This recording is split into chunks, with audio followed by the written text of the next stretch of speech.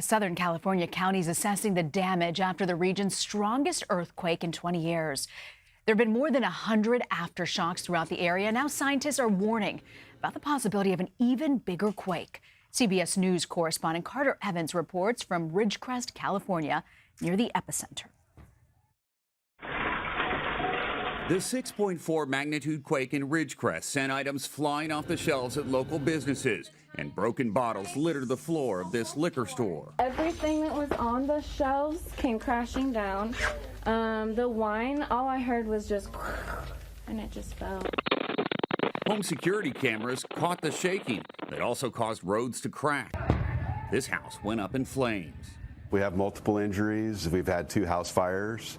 We've had small vegetation fires, power lines down, gas leaks. The local hospital was partially damaged, so 15 patients were evacuated as a precaution. Some had to be airlifted to other hospitals.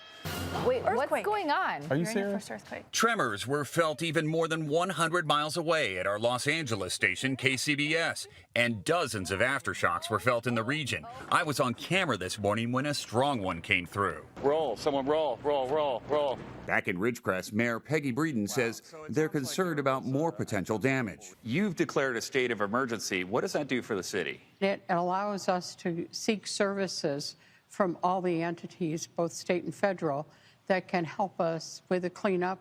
This was one of the largest quakes to hit Southern California since the 1994 Northridge earthquake. That trembler had a magnitude of 6.7 and left 72 people dead and up to $20 billion in damage.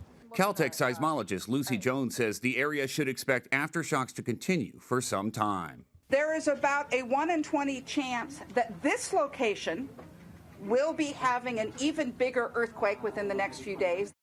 The mayor says they're going to be sending crews out today to assess the damage around town. What they're looking for are infrastructure problems. We're talking about broken water pipes, cracks in the roads, broken gas mains, that sort of thing. All of this while the aftershocks continue. Carter Evans, CBS News, Ridgecrest, California. Dr. Susan Huff joins us now by phone from Pasadena, California. She's a seismologist at the United States Geological Service. So, Dr. Huff, can you just put into perspective for us, for folks who aren't familiar with earthquakes, how powerful really is a 6.4 magnitude quake?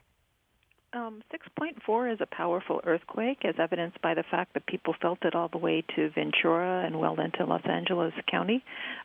It's not that uncommon for California, but they don't happen every day, obviously, or even every year. As we saw in that package, Carter Evans experiencing an aftershock right there on television. There's more than 100 aftershocks that have been reported since yesterday. How long after an earthquake can these keep occurring? Well, the network has actually recorded over 1,000 aftershocks. Wow. At this point, most of them are way too small to be felt, but the largest was a magnitude 5.4. It's in keeping with expectations for a magnitude 6.4 main shock. The number's going to die down pretty fast, but it's going to continue for months, if not years, to come for an earthquake this size. They'll just get fewer and fewer in number. Wow, interesting to hear you say months, if not years. How deep was this earthquake, and does the depth really matter? Yeah, it can matter a lot. It was around 10 kilometers, so just around 6 miles, which is fairly typical for California compared to other parts of the world where you can have very deep earthquakes. They're generally more shallow here. And as you know, everyone is concerned about when the big one could potentially hit. I know this is a question journalists ask you over and over again. What's your sense? Is there anything you can read into that? No, we don't know. We don't have a crystal ball. It could be tomorrow. It could be 50 years from now. Anytime you have earthquake activity, it raises slightly the odds of something bigger. But as you heard Lucy Jones say, it's on the order of 1 in 20 chance. Mm-hmm. So it doesn't merit a dire warning about larger future earthquakes, but it is a time for people to be on their toes and remember that any day is fair game for an earthquake in California. You say any day is fair game. We know experts say that there's still a potential risk that an even bigger one, the 6.4 that they experienced, could happen as early as next week. What do we know about that? Well, any attempt to put a time frame on it is not supported. We can't say that. We put out probabilities, so there's about a 1 in 20 chance of something bigger within the next week. So that's not a big chance. 19 times out of 20, nothing will happen with an earthquake like this that's bigger. Okay. But it's possible. How sophisticated, how accurate are earthquake forecasts? And do scientists, can they predict? How is the prediction value on these? Well, in terms of telling you that an earthquake is going to strike next Tuesday at 4 o'clock, we can't do that at all. Why is that? We can predict prediction. hurricanes, but we can't quite predict earthquakes. We can see hurricanes coming, and we can't see what's going on deep in the earth, but it's not clear, like an avalanche, it's not clear that there's really any buildup to an earthquake. They may just happen without anything that we can see. So people have been looking for a long time and never have seen what we call a precursor that reliably says, hey, heads up, earthquakes are on the way. You are an expert in this field. You've watched this for decades. What's your big concern in the coming months? Oh, boy. Fortunately, this sequence was in a fairly remote area. It did impact people locally in Ridgecrest and Trona and other places, so we don't want to make light of that.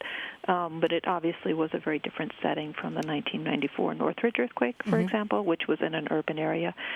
So the big concern is that this is the biggest earthquake we've had in 20 years. People start to kind of forget what a big earthquake is like. We have 4s and 5s that are pretty manageable.